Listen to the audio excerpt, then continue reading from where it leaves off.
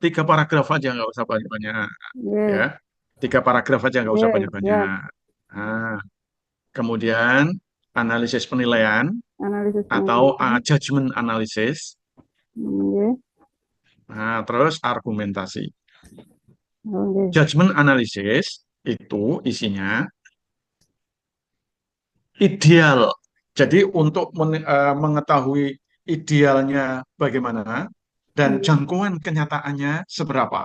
Hmm, Nah, jadi kalau judgment analysis begitu, atau analisis penilaian.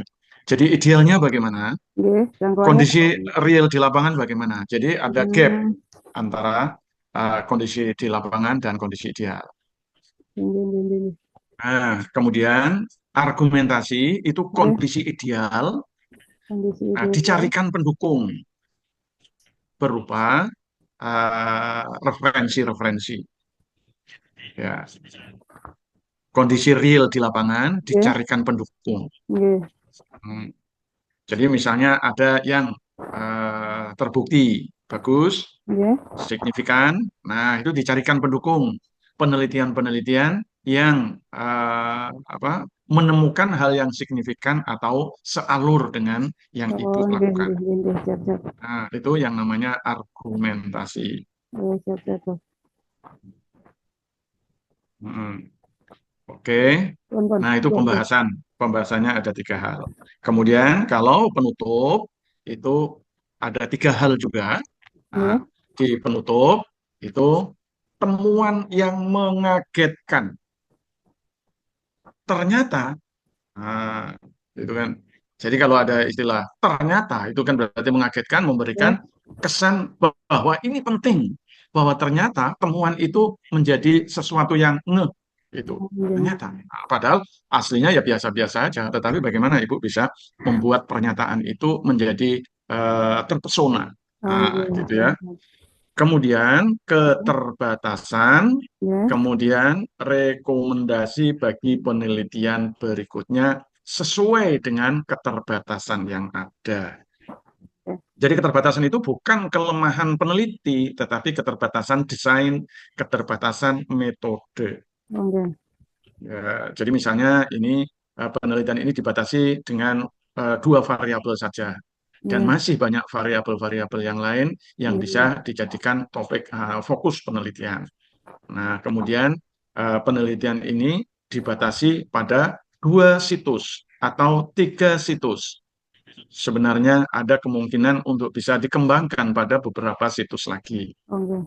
Nah, itu kan sudah ada dua keterbatasan. Ya. Baru rekomendasinya. Nah, di rekomendasi yang pertama, peneliti berikutnya hendaknya bisa mengambil sampel yang lebih banyak ya Oke. pada beberapa situs. Oke. Kemudian bisa mengambil variabel yang lebih banyak. Nah, Oke. itu ya. Siap, siap, Prof. Oke, jadi nanti pada pembahasan dulu Oke. eh, semacam yang pertama pembahasan itu eh, ringkasan dari hasil analisis data, Ya. semacam deskripsinya saja, Oh, deskripsinya oke. saja, ya, Oke. deskripsinya saja. Jadi ada hanya tiga paragraf itu sudah cukup, ya, tiga atau empat sudah cukup. Oke, Siap, siap, Prof. Tadi pembahasan berapa poin, Bro? Tiga ya? Tiga. tiga kali tiga. Jadi pembahasan itu terdiri dari summary atau ringkasan hasil penelitian tiga paragraf, kemudian analisis judgment atau analisis penilaian tiga paragraf, kemudian argumentasi tiga paragraf. Baik. Oke, ya. Bu Lili, halo. Halo Bapak. Ya, Masih seperti yang kemarin Bapak lagi ngerubah bentuk dari proposal ke bentuk artikel Bapak. Masih ya, ngerapihin, ya. Kalau kemarin kan udah ya, sampai di instrumen, masih saya rapihin dulu Bapak. ya. Jadi yang di Masih pendahuluan, seperti itu, ya, belum dapat data. dan di pendahuluan dari fakta sosial. Fakta Hmm, literatur, tujuan penelitian, argumentasi. Tapi iya. argumentasinya pada pendahuluan beda dengan argumentasi pada pembahasan. Argumentasi pada pendahuluan itu eh, seberapa penting topik penelitian itu untuk topik tersebut untuk dilakukan penelitian. Ya, argumentasi pada pendahuluan itu seberapa penting topik tersebut untuk diteliti atau dilakukan penelitian. Kemudian jangan lupa pada tujuan penelitian itu ada novelty di sana setelah menyebutkan ada tiga kecenderungan. Pertama dengan tiga referensi, kedua dengan tiga referensi, ketiga dengan tiga referensi, maka hasil-hasil penelitian tersebut belum membahas secara rinci tentang topik panjenengan itu. Nah, oleh karena itu tujuan penelitian ini untuk menguatkan hasil-hasil penelitian tersebut dan sejalan dengan itu masalah penelitian dirumuskan sebagai berikut. Masalah penelitian dirumuskan sebagai berikut. Oke. Baik, Prof. Nah, kemudian pada kajian teori itu tidak usah banyak-banyak, Bu. Kajian teori di online-kan atau di-inline-kan, dikonsistensikan dengan kata kunci. Ya, dengan kata kunci satu, kata kunci dua, kata kunci tiga. Nah, sekitar tiga kata kunci, empat juga boleh, lima juga boleh. Tetapi saya contohkan sekitar tiga kata kunci, dan tiap kata kunci itu memuat dua hal. Yang pertama, konseptual. Konseptual. Ya, nulisnya kok pakai pensil? Suka pakai pensil, Prof. Ya, pakai pensil, kelihatan pensilnya. Ya, jadi Kelihatan, Prof. setiap kata kunci memuat konseptual atau pengertian atau definisi, ya, yang menggunakan adalah atau merupakan. Nah, itu kan menjadi ideal, menjadi konseptual. Kemudian yang kedua kategorial. Kategorial itu selain yang konseptual, selain yang pengertian, kategorial itu. Jadi misalnya pentingnya, kemudian tujuan, manfaat, ataupun fungsi. Kemudian faktor-faktor, faktor-faktor yang mempengaruhi, misalnya. Kemudian aspek-aspek yang mendukung. Itu ya. Nah, jadi Termasuk nanti indikator juga ya, Prof. gimana? Termasuk indikator juga nanti ya, Prof. Di Ya, kategorial. ya, kategorial indikator. Ya, jadi semacam aspek-aspek atau manfaat, fungsi dan sebagainya itu merujuk pada indikator.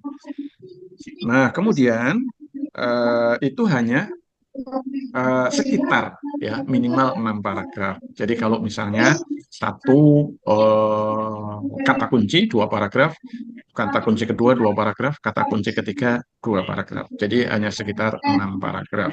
Tetapi lebih banyak boleh ya, tapi jangan terlalu banyak karena eh, sampai lebih dari 8.000 kata.